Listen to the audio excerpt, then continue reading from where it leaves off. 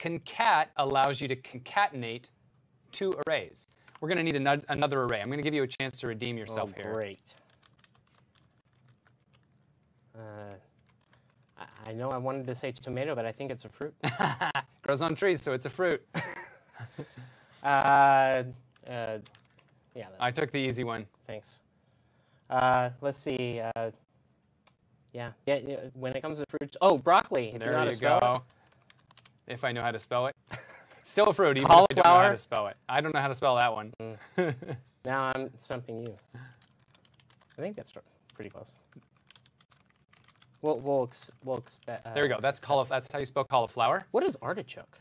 Artichoke is a vegetable. Yeah. Okay, so we've got two arrays, right? We've got fruits and we've got vegetables. Yeah. What do you suppose would happen if we took the fruit and we called concat and passed in the vegetables?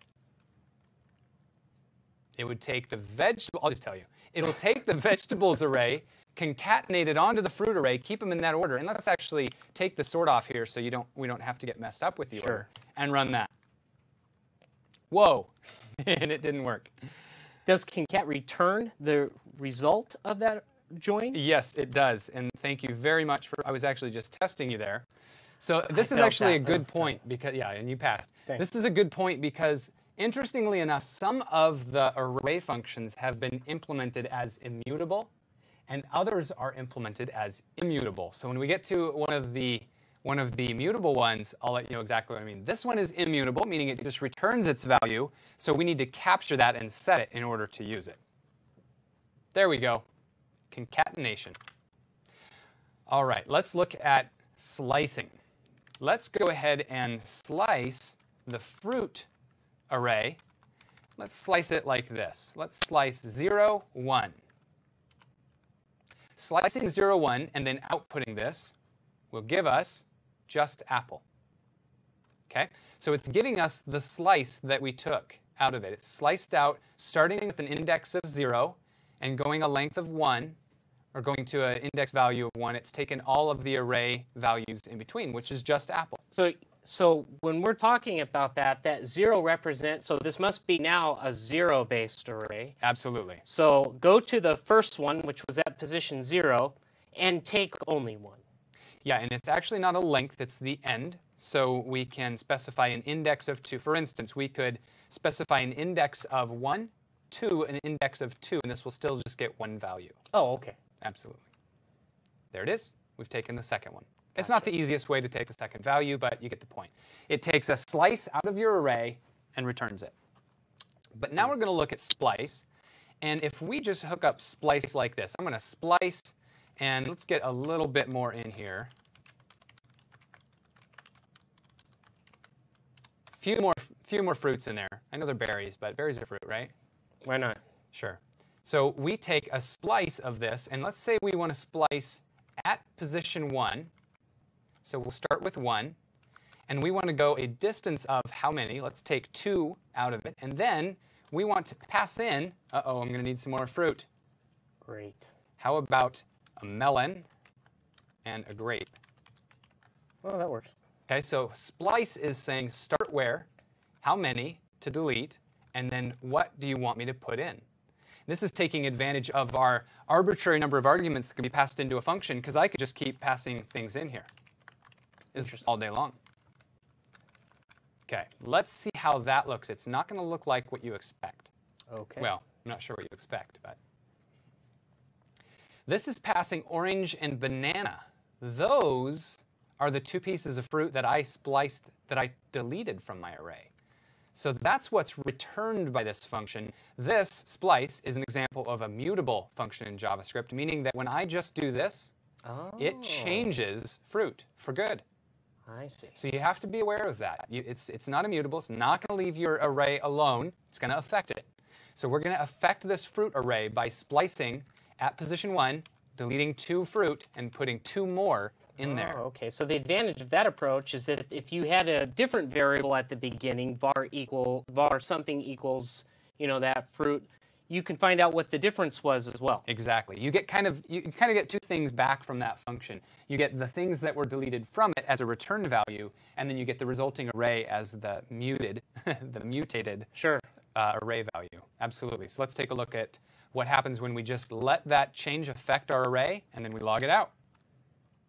There it is. Excellent. We've replaced orange and banana with melon and grape. Now, let's get into some even cooler functions that affect arrays. I'm going to show you map. If you've used C#, you'll recognize map as being the same thing as select. Okay? Select in C# is equivalent to map in JavaScript. It's a projection. It gives you an opportunity to transform each of the items in your list in some way. So if I have a list of fruit, notice that this fruit has all been in lowercase. I could transform each of those items by turning them each to uppercase. Cool. That would be a projection, something new. So let's go to our fruit. Who cares about the vegetables right now?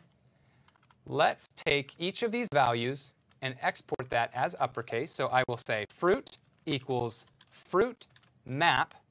Now, unlike the other functions, this one takes a function. We just learned about functions and that we can pass functions into functions, and that's exactly what we're doing here. This one's expecting us to give a little name. I like to use I for item. It's expecting us to give a little name to each item as it iterates over the whole list. So there's our big function. And in here, we get to specify what it is that we want to happen to each individual item, and we get to return it. So I'm going to return I to uppercase. And that's a function, so I'm calling it. I'm not passing it, I'm calling it. Okay? That means that fruit is no longer a list of lowercase fruit. It's now a list of uppercase fruit. Let's try this. And don't make me a liar. It worked. That's fantastic. So whatever you return from that, whether you use that I argument or not, you could have just blown away everything in there and returned whatever you wanted to, and it may have had nothing to do with the item itself. Absolutely. I could just return Fred here, and I've all of a sudden turned all of my fruit into the word Fred. One thing that's very common, let's say that this is not an array of silly fruit strings, but it is rather a list of movies from Netflix. Cool. So you've got movies that look a certain way. All your properties have certain names. It looks like the way Netflix defined a movie, but you want to define it a little bit differently. Mm-hmm. So you want to project this. You want to return a new type.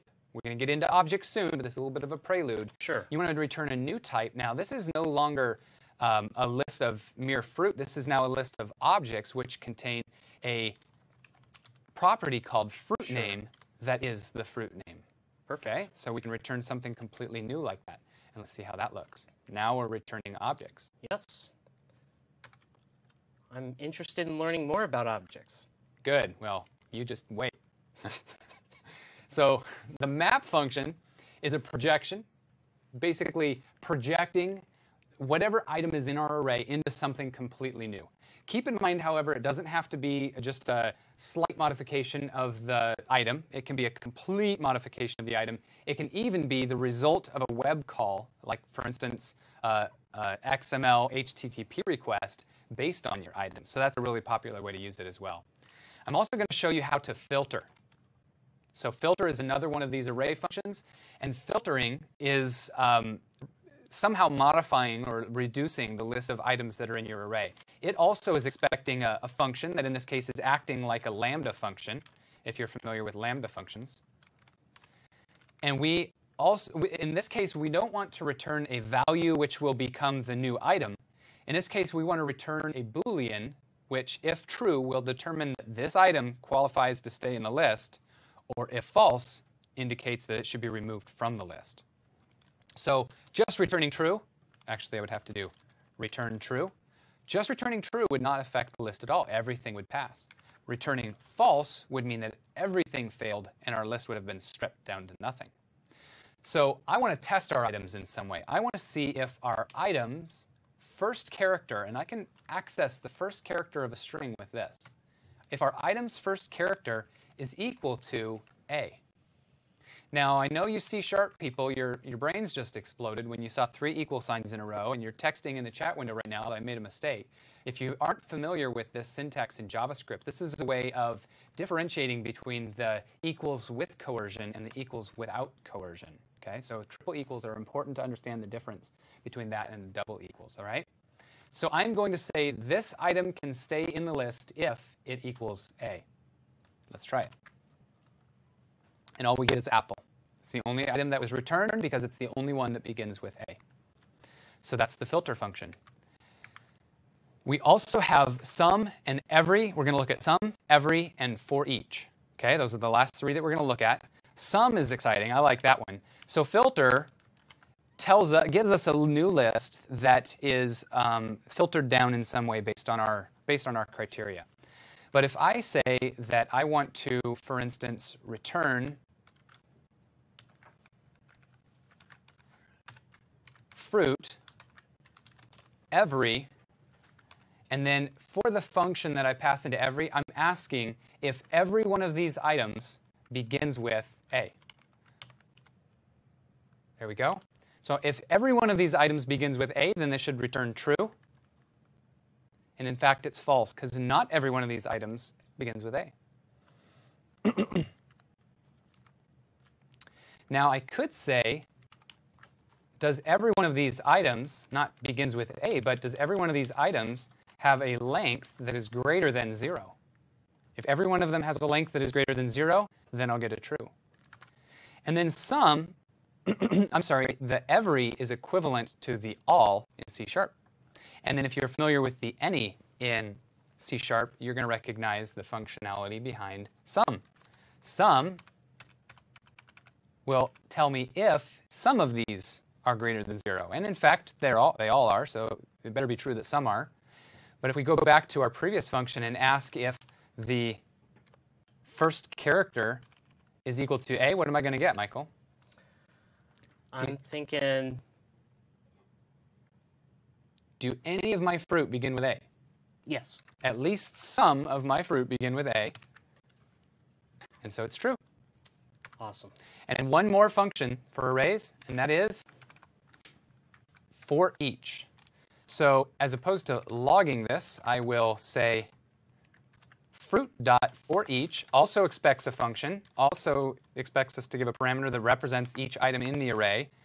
And when you do a for each, you basically iterate over every item in that group.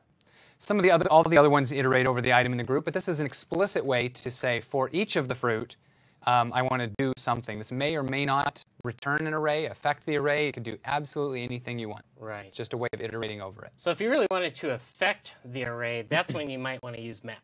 Absolutely. But if you just need to iterate through them and do your own custom stuff and you don't want to mess around, this is a great option. Yep, absolutely. So those are arrays. And then there's one more concept that I want to show you, and that is the concept of objects. So we've looked at variables. We looked at JavaScript, the language overall. We've looked at variables and function scope and arrays, and finally, objects. Now, there's not actually too much to be said about objects because it's such a broad topic that we'll see most of it in context. But what I'm going to show you is how to instantiate an object in a really light fashion. And I'm going to tell you the difference between what's called object initializer syntax and JSON. Hopefully you've heard of JSON. If not, JSON is a great JavaScript-related object notation.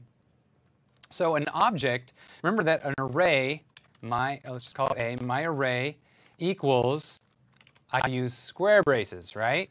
But if I'm making an object, I use curly braces. That's really important to remember that because that's the foundation for JSON object notation and object initializer syntax. Now, anytime I use the curly braces, I've got myself an object. But remember that in JavaScript, this is a dynamic language. So with that object, I could go ahead and add properties onto it. Let's call our object a dog. And let's say that I want to add the breed, which breed this dog is, afterwards. And let's go ahead and initialize it to a German Shepherd.